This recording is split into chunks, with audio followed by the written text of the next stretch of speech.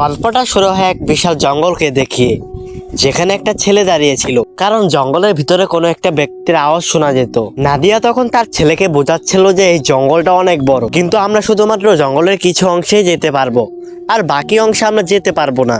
সেখানে যাওয়া আমাদের নিষেধ। যদি আমরা কখনো ভুলে চলে যাই, তাহলে আর আমরা কখনো ফিরে আসতে পারবো না। নাদিয়ার ছেলে ছিল একজন অন্ধ ব্যক্তি, মানে চোখে দেখতো না, মানে জন্মের পর থেকে সে অন্ধ। এটা নিয়ে নাদিয়ার অনেক চিন্তা ভাবনা। তারা অনেক বছর ধরে এই জঙ্গলে একলাই বেঁচে আছে। নাদিয়া সুলাইমানকে বোঝাচ্ছিল যে তোমার বাবা তো তোমাকে ছেড়ে চলে গেছে, একদিন আমিও চলে যাব, আর তোমাকে নিজে নিজে বেঁচে থাকতে হবে। নাদিয়া তার ছেলেকে সবসময় ট্রেনিং দিয়ে রাখতো এবং জঙ্গলের বিষয়ে অনেক কিছু বলে থাকতো, যাতে সুলাইমান ভয় পায়। তারা প্রতিদিন জঙ্গল থেকে শিকার করে আনতো, কিন্তু শিকার করে এনে কিছুটা জঙ্গলকে দিতে হয়, না হলে সেদিন তাদের সাথে খারাপ কিছু হবে, এটা তারা মনে করত। এবং নাদিয়া তার ছেলের সাথে একটা বড় বিশাল রশি বেঁধে দিত, যাতে সে হারিয়ে গেলেও আবার বাসায় রশির মাধ্যমে ফিরে আসতে পারে। কিন্তু তাদের এই গভীর জঙ্গলে যাওয়া নিষেধ ছিল। নাদিয়া সুলাইমানকে সব সময় ট্রেনিং দিয়ে রাখতো এবং জঙ্গলের বিষয়ে অদ্ভুত অদ্ভুত গল্প বলতো, এবং শিকার করার সব ব্যবস্থাই তাকে শিখিয়ে রাখছিল। যখন সে থাকবে না, সুলাইমান যাতে ভালোভাবে সার্ভাইভ করতে পারে, তাই জন্য তাকে সবসময় প্রস্তুত করা তুলেছিল। আজকে তাদের ফাঁদ থেকে কে জানি তাদের শিকার চুরি করে নিয়েছে, কিন্তু সেটাকে তারা কেউ জানে না। মানে জঙ্গলে কিছু একটা আছে, সেটার সম্পর্কে নাদিয়াও জানে, এটা সুলাইমানকে বলে না সে। কিন্তু জঙ্গলের বিষয়ে অনেক ভয়ানক ভয়ানক গল্প তাকে বলে, যেটা শোনার পর সুলাইমান অনেকটা অবাক হয়ে যায় এবং ভয় পেতে শুরু করে। তারপর নাদিয়া সুলাইমানকে বলে যে তুমি যখনই শিকার করবা, তার কিছু একটা অংশ জঙ্গলকে দিয়ে আসবা, না হলে তোমার সাথে রাতে খারাপ কিছু হবে। তারপর সেদিনে তাদের শিকার করার কিছু একটা খাবার সে জানে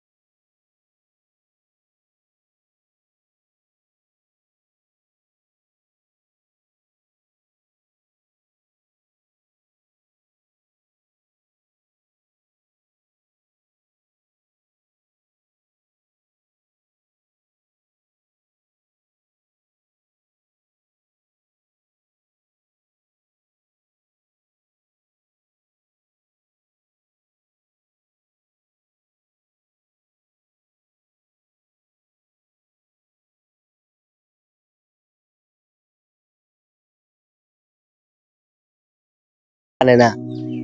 দেখতে দেখতে সুলাইমানের বড় হয়ে যায়, আর সে কিন্তু একজন অন্ধ ব্যক্তি ছিল। মানে তার মা তাকে রেখে কোথায় চলে গেছে সেও নিজেও জানে না, এবং সে তার মায়ের শিক্ষা যেভাবে জীবনযাপন করতে বলেছে সেভাবে সে পালন করতে শুরু করে, এবং অনেক বছর বেঁচেও থাকে। যখন তার মায়ের কথা মনে পড়ে, তখন রেডিও থাকা তার মায়ের ভয়েস গুলো শোনে, তাতে অনেকটা সে শান্ত হয়, এবং সে প্রতিদিনের মতো শিকার করতে থাকে এবং জঙ্গলকে তার খাবারের কিছু একটা অংশ দিয়ে দেয়। যেমন তার মা শিখিয়ে গিয়েছিল, যেমন করতে বলেছিল, ঠিক তেরকম ভাবে তার জীবনযাপন পার করছিল। সুলাইমান তার মায়ের কথা অনুযায়ী রশি ছাড়া কখনো জঙ্গলে যায় না। সুলাইমান তো একজন অন্ধ ব্যক্তি ছিল, সে কিছু দেখতেও পারতো না, কিন্তু তার মায়ের আদেশগুলো সে অক্ষত অক্ষত ভাবে পালন করছিল। তার পরের দিন আমরা দেখতে পারি সুলাইমান অনেক কষ্ট করার পর একটা মাছ ধরতে পেরেছে। সে মাছ পেয়ে অনেকটা খুশি হয়ে যায়। তার পরের দিন সুলাইমান প্রতিদিনের মতো তার ফাঁদ চেক করতে যায়, কিন্তু সেদিন তার ফাঁদে কোনো শিকার ছিল না, যেটা দেখার পর তো সে অনেকটা মন খারাপ করে এবং নদীতে যেয়ে মাছ ধরতে থাকে। অনেকক্ষণ চেষ্টা করার পর ফাইনালি সে একটা মাছ ধরতে পারে। আর সেটা দেখার পর তো সে অনেকটা খুশি হয়ে যায়। তারপর সেটা কৌশলবুহতে খেয়ে ফেলে এবং সেটা জঙ্গলকে কিছু অংশ না দিয়ে, এবং সেটা সে বুঝতে পারে যে জঙ্গলকে সে খাবার দিতে ভুলে গেছে। এখন তার কাছে কোনো শিকারও ছিল না যে জঙ্গলকে দিবে। সেদিন রাতে সে ঘরে এসে ঘুমিয়ে পড়ে। তারপর সে দেখতে পায় যে মধ্যরাতে কিছু একটা জঙ্গল থেকে তাকে ডাকছে। মানে ডাকটা অনেক অদ্ভুত এবং ভয়ঙ্করও ছিল, যেটা দেখার সাথে সাথে সে বাইরে চলে যায় এবং তার ছাগলকে কে জানি টেনে নিয়ে যাচ্ছে। সেটা দেখার পর সে যখন সামনে যায় তখন তার ছাগলটাকে কিছু একটা টেনে নিয়ে যায়, যেটা দেখার সাথে সাথে সে ঘরে এসে ঘুমিয়ে পড়ে এবং সে ভাবতে থাকে যে এটা কি ছিল যে আমার ছাগলকে টেনে নিয়ে গেল। তো পরের দিন আমরা দেখতে পারি সে ফাঁদ চেক করতে আবার যায়, কিন্তু ফাঁদে কোনো শিকারই ছিল না এবং সে আজকে খাবে কি সেটা চিন্তা করতে থাকে। মানে শিকার না করলে তো সে খাতেও পারবে না। সে গভীর জঙ্গলে যেয়ে দেখতে পারে একটা মরা হরিণ পড়ে আছে এবং সেটা কেউ জানি শিকার করেছে এবং কিছুক্ষণ আগে সে একটা গুলটির শব্দ শুনতে পেয়েছিল। তারপর দূর থেকে এক শিকারী তাকে বলে, এটা আমার শিকার, তুমি শিকার করিও না। তারপর সে অবাক হয়ে যায়, কারণ তার মাকে ছাড়া সে আর কখনো মানুষ দেখে নাই। মানে এটা ঈশ্বর প্রথমে মানুষ দেখেছে। সে মানুষকে আক্রমণ করতে যায়। তারপর সেই মানুষটি তাকে আঘাত করে গুলটি দিয়ে। তারপর সে ঘুম থেকে যখন ওঠে, মানে জ্ঞান হারিয়ে ফেলেছিল, তখন বলে তুমি কে? আর এই ছেলেটা তো অন্ধ ছিল, কিছু বলতেও পারছিল না। তখন শিকারীটা বলে যে আমার নাম জন, আমি একজন শিকারী, আর আমাকে তুমি ভয় পেও না, আমিও একজন সাধারণ মানুষ, আমি তোমার কোনো ক্ষতি করব না। তারপর শিকারী বলে আমার কোনো থাকার জায়গা নাই। তারপর সুলাইমান তার রশির মাধ্যমে সে লোকটিকে তার বাড়িতে নেওয়ার চিন্তা করে এবং সেতে জন অনেকটা খুশিও হয়ে যায় এবং তাকে ফাইনালে আমরা দেখতে পারি তারা খুব একটা বন্ধু হয়ে গেছে। মানে একে অপরের বন্ধুত্বের কথা এবং জীবন কাহিনীর গল্পগুলো একে অপরকে বলতে থাকে। তারপর সুলাইমান তার রশির মাধ্যমে সে জনকে তার বাড়িতে নিয়ে আসে। তারপর জন বাড়িতে যেয়ে তাদের দুইজনের জন্য খাবার বানায়। তারপর জন একটা ভয় দেখতে পায়, যে ভয়ে নাদিয়া এই জঙ্গলে বেঁচে থাকার জন্য সব নিয়ম কারণ সুলাইমানের জন্য বলে গিয়েছিল, কিন্তু সুলাইমান তো চোখে দেখতো না এবং জন সে নোটবুকটা দেখতে থাকে এবং সে জঙ্গলের বিষয়ে অনেক কিছু জেনে যায়, যা নাদিয়া লিখে গেছিল সুলাইমানের জন্য। অদ্ভুত অদ্ভুত কিছু আছে যে রাতে জঙ্গলে ঘোরাফেরা করে, এই জঙ্গলে বসবাস করার জন্য সব নিয়ম কারণ এই বইয়ের মাধ্যমে লিখে গিয়েছিল নাদিয়া, যাতে সুন্দরভাবে সুলাইমান বসবাস করতে পারে। তারপর জন বলে যে সুলাইমান তুমি আমার সাথে মডার্ন সিটিতে যাও, তাতে তুমি সুন্দরভাবে জীবনযাপন করতে পারবা আমার সাথে। সুলাইমান তখন তাকে না করে দেয় যে আমার মা এখানে জীবনযাপন করেছে, আমার বাবাও এখানে জীবনযাপন করেছে, আমিও এখানে জীবনযাপন করতে চাই। তারপর রাতে অদ্ভুত আওয়াজ শুনতে পায় আর তারা দুজনে ঘর থেকে বের হয়ে যায়। তারপর জন বলে যে তুমি এই আওয়াজ আগে কখনো শুনেছ?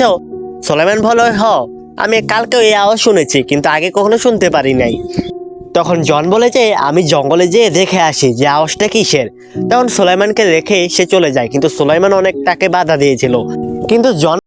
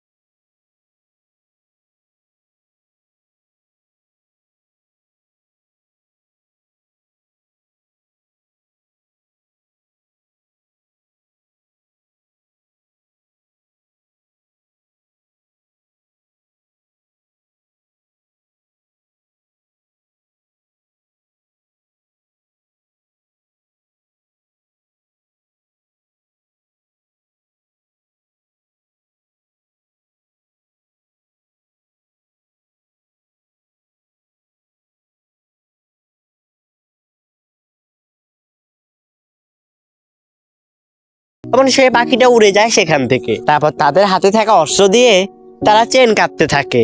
তাদের তাদের প্রয়োজনের মতো চেন কেটে তারা ফাইনালি ঘরে এসে যায়। তারপর সুলাইমান তাদের শিকার